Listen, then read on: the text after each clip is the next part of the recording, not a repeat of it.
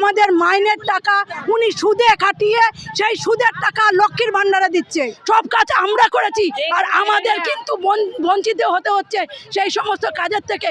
কিসের জন্য উনি জবাব দেবে না? উনি ওই বসে রয়েছে উঁচু মহল থেকে এবার টেনে নামাতে কি করে হয় আমরা জানি। আজকে জানেন আমাদের কোথায় নামিয়েছে? আজকে ওপিসিসি যাকে বলে কন্ডম আর হচ্ছে ওরাল পিল এবং হচ্ছে ন্যাপকিন, সেখানে আমাদের ব্যবসাদার বানিয়েছে।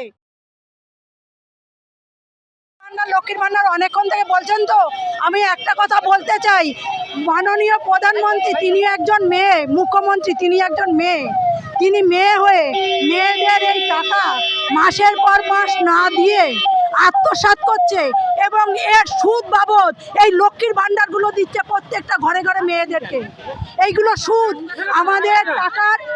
আমাদের টাকাগুলো থেকে, আমাদের খাটনি, আমাদের কষ্ট থেকে বঞ্চিত করে আমাদের মাইনের টাকা উনি সুদে খাটিয়ে সেই সুদের টাকা লক্ষ্মীর ভান্ডারে দিচ্ছে। এছাড়া আমার আর কিছু বলার নেই।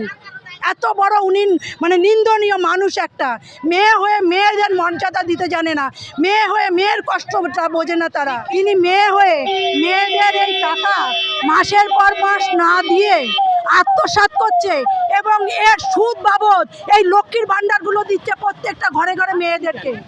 এইগুলো সুদ। আমাদের টাকাগুলো থেকে, আমাদের খাটনি, আমাদের কষ্ট থেকে বঞ্চিত করে আমাদের মাইনের টাকা উনি সুদে খাটিয়ে সেই সুদের টাকা লক্ষ্মীর ভান্ডারে দিচ্ছে। এছাড়া আমার আর কিছু বলার নেই। এত বড় উনি নিন্দনীয় মানুষ। একটা মেয়ে হয়ে মেয়েদের মর্যাদা দিতে জানে না, মেয়ে হয়ে মেয়ের কষ্টটা বোঝে না তারা। আজকে জানেন আমাদের কোথায় নামিয়েছে? আজকে ওপিসিসি যাকে বলে কন্ডম আর হচ্ছে ওরাল পিল এবং হচ্ছে ন্যাপকিন, সেখানে আমাদের ব্যবসাদার বানিয়েছে। আমরা হচ্ছে ব্যবসাদার, কারণ সরকারের ঘরে আমরা যদি একটা ন্যাপকিন বিক্রি করি 6 টাকায় বিক্রি করব পাড়ায় পাড়ায় ঘুরে। একবার চিন্তা করবেন, হসপিটাল থেকে আমরা নিয়ে যাব সেন্টার থেকে বাড়িতে এই বস্তা নিয়ে যেতে হয়। আমাদের বাড়িতে মা, বাচ্চা, পরিজন, স্বামী, শ্বশুর, শাশুড়ি নিয়ে আমরা বাস করি, তার ছেলে মেয়ে, তাদের নিয়ে বাস করি। সেই বাস করার ঘরের মধ্যে আমাদের এই এত বড় বড় বস্তা রাখতে হয়। মূল্যে আমরা কত পাই? ওখানে লেখা আছে নট ফর সেল আর অনলি ফর আশা 1 রুপিস। তার মানেটা কি? 1 টাকায় আমরা ভিক্ষা করতে যাচ্ছি দুয়ারে দুয়ারে, আর 6 টাকা করে ন্যাপকিন বিক্রি করছি। সেই ন্যাপকিনের 5 টাকা দিতে হয় সরকারের হাতে তুলে, আর আমাদের থাকে 1 টাকা। এবার বুঝে দেখেন, ব্যবসা করাচ্ছে এবং কত নির্মমভাবে আমাদের ছোট করছে, কত রকমভাবে হেনস্থা করছে। ওই 5 টাকা আমাদের দিতে পারে না, আমাদের কিন্তু দেয় না, ওই সরকারের ঘরে জমা দিতে হয়। আমাদের বাধ্য হতে হয় সেই সমস্ত কাজগুলো করতে।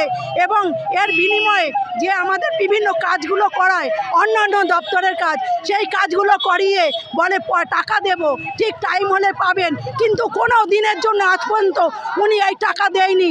যখনই আমাদের টাকার মাসের পর মাস থেকে যায় এবং পার্স পোলিও থেকে, টিবি প্রোগ্রাম থেকে, লেপ্রোসি থেকে, জল পরীক্ষা থেকে, বিভিন্ন যে আমাদের দপ্তরের কাজগুলো যে করায় স্বাস্থ্য দপ্তরের, সেই কাজগুলো আমাদের করার কথা নয়।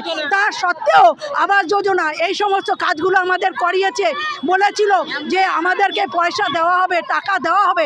কাজ হয়ে গেলে তখন উনি জানেন না, উনি বুঝতে পারেন না টাকা কোথা থেকে আসবে।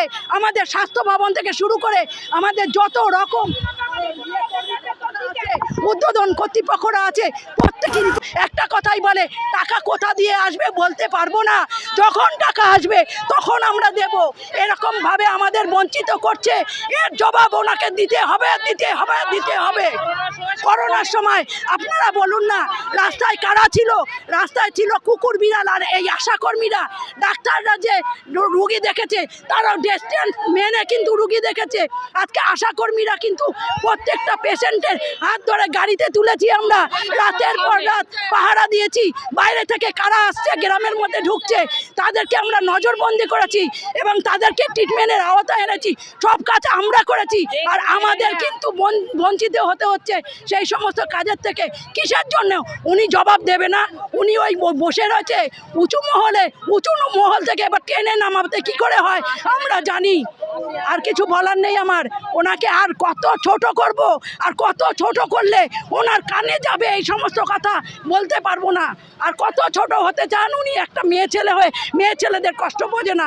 আজকে এই সমস্ত ভাষাগুলো আমরা বলতে বাধ্য হচ্ছি।